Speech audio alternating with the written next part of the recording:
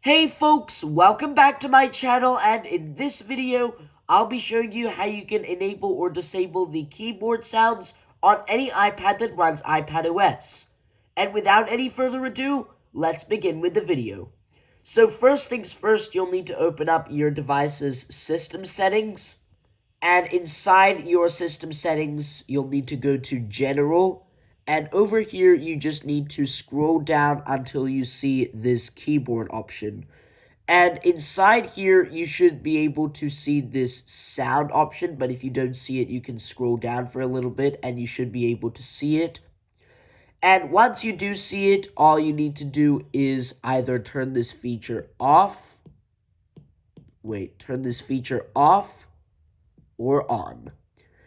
And once this feature is on, if you're typing something on the keyboard, as you type, it's going to make some typing noises.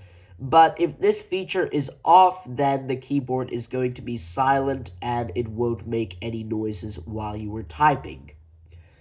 And with that, we will conclude this video for now. Now that I've shown you how to enable or disable the keyboard sounds on any iPadOS device.